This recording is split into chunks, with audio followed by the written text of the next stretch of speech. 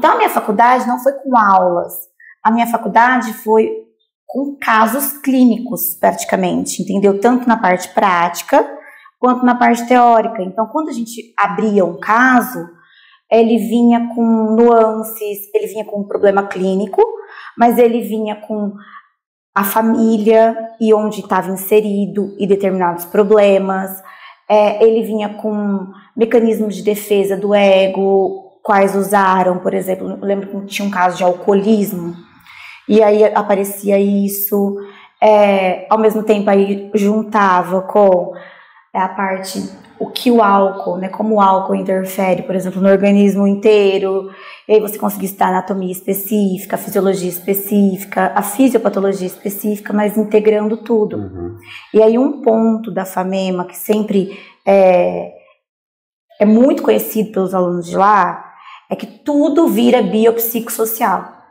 Todas as abordagens, todos os casos, todos os temas, eles têm enfoque biopsicossocial. Uhum. Então, desde o começo, foi algo que foi construído com uma importância muito grande e não foi desconstruído pela faculdade, o que costuma ser nas faculdades tradicionais, né? Não, isso não é tão importante, não, vamos para o que a gente está vendo, o concreto, né? Lá era bastante diferente.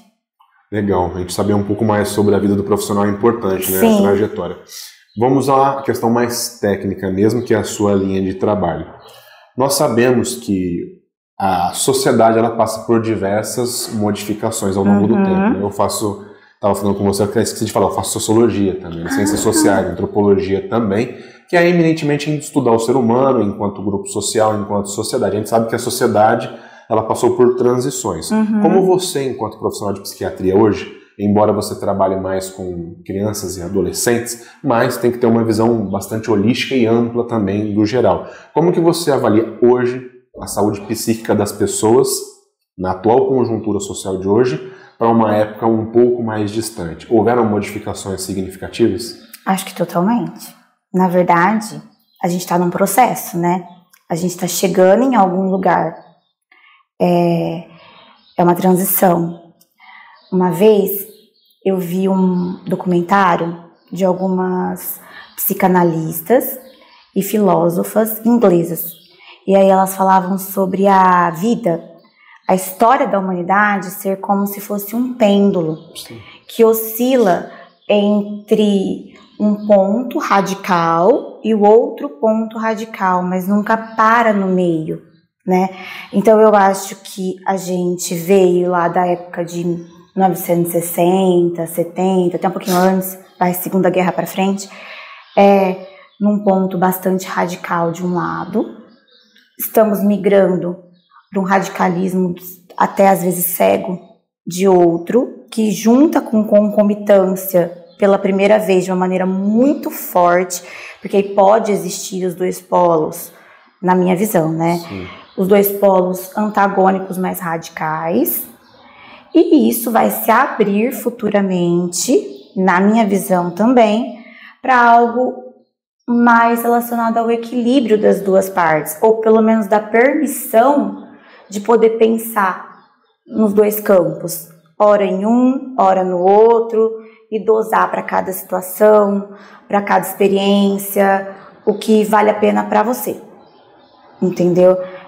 Eu acho que a gente tem gerações anteriormente que elas eram ensinadas a não sentir e só resolver.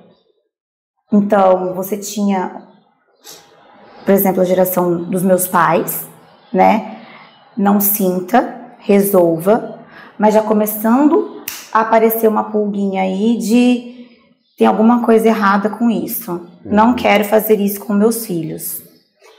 Aí você tem a minha geração, que ainda pegou o não sentir, resolva, que é o cair, não foi nada, tá tudo bem, né? Levanta e vai. Mas com um leve acolhimento.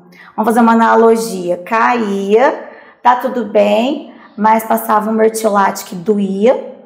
Então nem era um acolhimento tão potente, assim, né? Paliativo. Exato. E você seguia, certo? Essas gerações que funcionam dessa forma, essas gerações que são marcadas por tentar não sentir e resolver apenas, elas são imersas numa situação que a gente chama de desamparo apreendido.